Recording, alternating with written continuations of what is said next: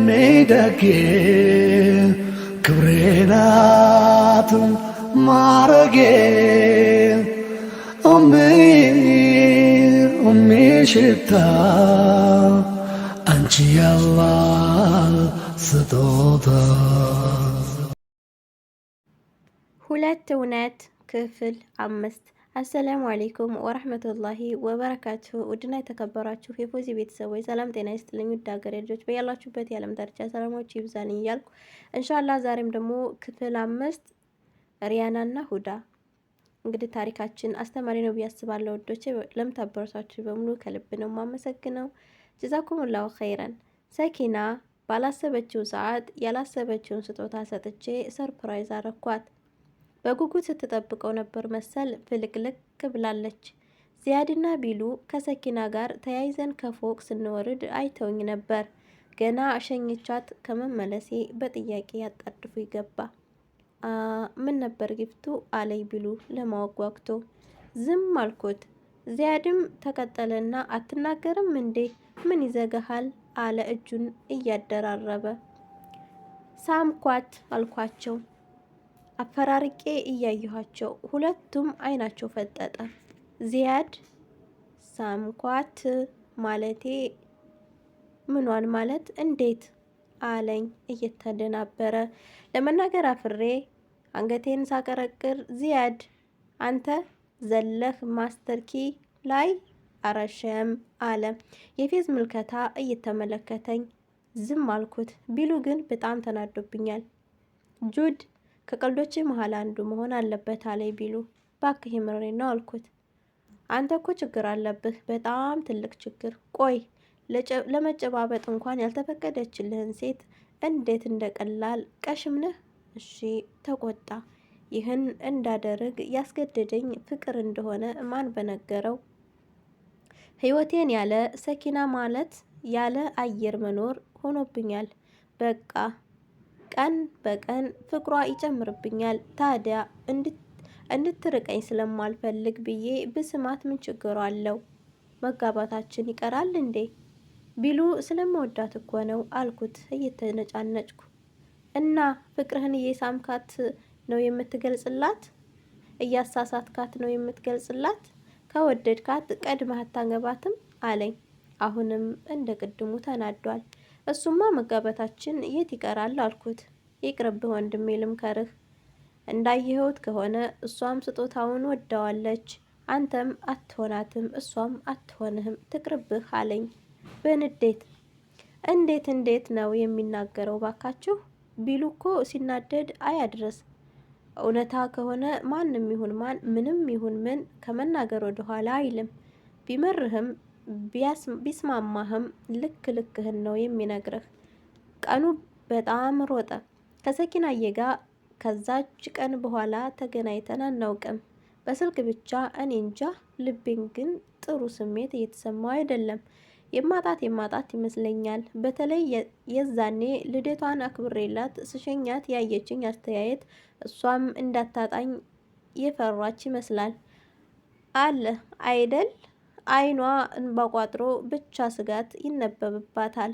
እኔም እስከ ዛሬዋ ዕለት ድረስ ምክንያቱን ለማወቅ ያልጣርኩት ጥረት የለም።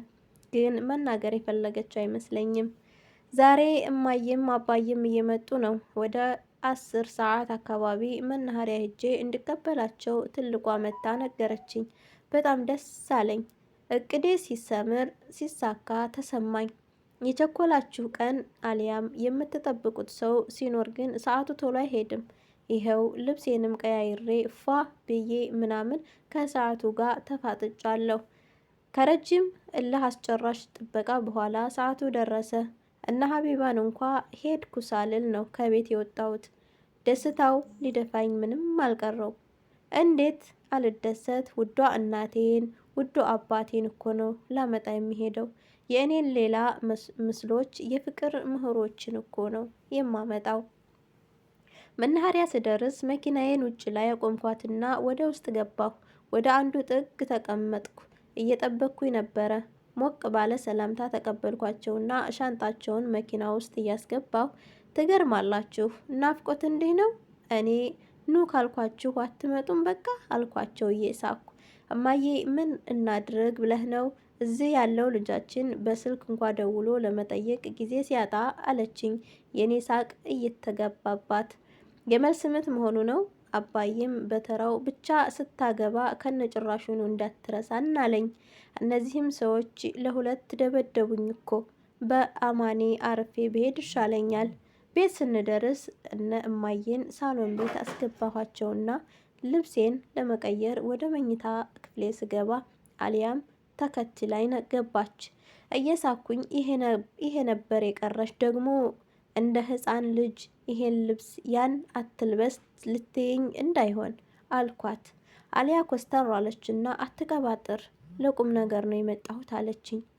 እንዲህ ስትል ቀልድ ቀልዳ የምታውቅ አትመስልም። እሺ ምንድን ነው አልኳት።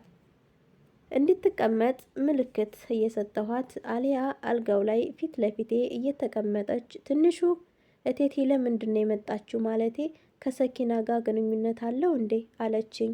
አሊያ እማዬን እቴቴ ነው የምትላት። እማዬ ማለት የሀቢባ ታላቅ እህት ናት። ፈገግ እያልኩ አዋ ሰኪናን ላገባት እንደሆነ አልነገርኩሽም? በቃ ልነግራቸው ነው አልኳት። ትልቋ በረጅሙ ከተነፈሰች በኋላ ሰኪናስ አለችኝ። ሰኪናስ ልታገባህ ፈቃደኛ ናት አለችኝ። አዋ ማለቴ ስለ ወደፊታችን ብዙ አውርተንበታል አልኳት። ነግረሃታል? ኮስተር አለች።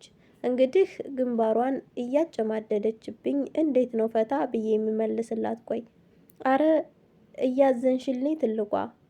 አሁን አልነገርኳትም ግን እሺ ማለቷ አይቀርም አልኳት። አሊያ በንዴት ግንባሯን በመደፋቷ እየጠበጠበች ነግሬህ ነበርኩ ትንሹ፣ አንተ ሲበዛ ችኩል ነህ። ምንም አይነት እርምጃ ከመራመድ በፊት በደንብ ልታስብበት ይገባ ነበር። ከሰኪና የሚመጣው ምላሽ አሁን ለቴቴ የምትነግራቸው ላይ ተጽዕኖ እንደሚፈጥር አታውቅም አለችኝ።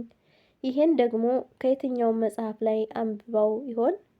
መፈላሰፍ ከመጀመሯ በፊት እንደዛ ከሆነ ሰኪናን ዛሬውኑ እነግራታለሁ አልኳት። ዛሬ? ሁሉም ነገር ዛሬ? የምታስበው ነገር ሁላ በፍጥነት መሆን አለበት። ይህ ነው ያንተ ችግር አለችኝ። አሁንም ለማስረዳት እየሞከረች ገብቶኛል፣ ግን ባልሰማ ለማለፍ ፈለግኩ። ፊት ለፊቷ ለሰኪና ደውዬ ማታ ስራ ስገባ እንድንገናኝ ነገርኳት። አሊያ መኝታ ቤት ትቻት ወጣውና ወደ ሳሎን ገባሁ። እንደዛ እኔና ትልቋ ብቻ አንድ ጥግ ይዘን የምንደበርበት መጅልስ በአንድ ጊዜ ጢም አለ። እማዬ፣ አባዬ፣ ሀቢባ፣ የትልቋ አባት አህመድ ደስ ሲሉ፣ እማዬ ሀቢባ ደግሞ በጣም ተናፍቀዋል መሰል የልባቸውን ያወራሉ። ሳሎን ቤቱ በር ላይ ቆሜ እነ እማዬን ስመለከት ትልቋ ገብታኝ ገባችና ከአባቷ አጠገብ ተቀመጠች። በጣም ተቆጥታለች። እማዬ በሩ ላይ ቆሜ ስታየኝ ሰውየው አልናፈኩም ነው ወይስ ጥጋቡ ነው አለችኝ።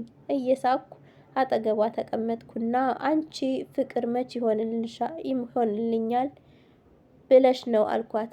እማዬ የሳቀች አቀፈችኝ። በቃ ይሄ ነገርህ አልለቀቀህም ማለት ነው አለችኝ። የማን ልጅ ሆንኩና? ከነ እማዬ ጋር ስንጫወት ቀኑ በጨለማ ተተካ። ስራ መግባት አለብኝ። ሰኪናንም ላገኛት ቀጥሬያታለሁ። እማዬ ከመምጣቴ ልትሄድ ነው እንዴ ብላ ልታስቀረኝ ሞክራ ነበር። እኔ ግን ግድ ሰኪና ጋር ማውራት ስላለብኝ እንደምንም አሳመንኳት። ትንሽ ቢከፋትም ጠዋት መጥቼ በምነግራት ዜና ደስተኛ ስለማወራት ዝም አለች።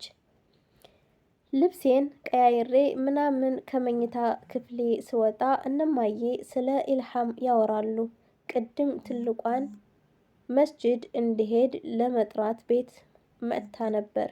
ትልቋ እስከምትወጣላት ትንሽ ከነ እማዬ ጋር ተቀምጣ ስለነበር ነው መሰል ከሄደች በኋላ እንኳ ስለ እሷ ነበር የሚያወሩት። ምን እንዳለቻቸው እንጃ፣ በቃ ሲደነቁባት ነበር። አሁንም ከምላሳቸው አልጠፋችም። ሁሉንም ተሰናብቻቸው ወደ ስራዬ አመራሁ። ኢንሻአላህ አባቢ በክፍል 6 እስከምንገናኝ አመሰግናለሁ። እኔ ብዙ ሰናበታችኋለሁ። ሰላም፣ ፍቅር፣ አንድነት ለእናት ሀገራችን እያልኩኝ በቀጣይ በክፍል 6 እስከምንገናኝ ሰላማችሁ ብዝት ይበልልኝ።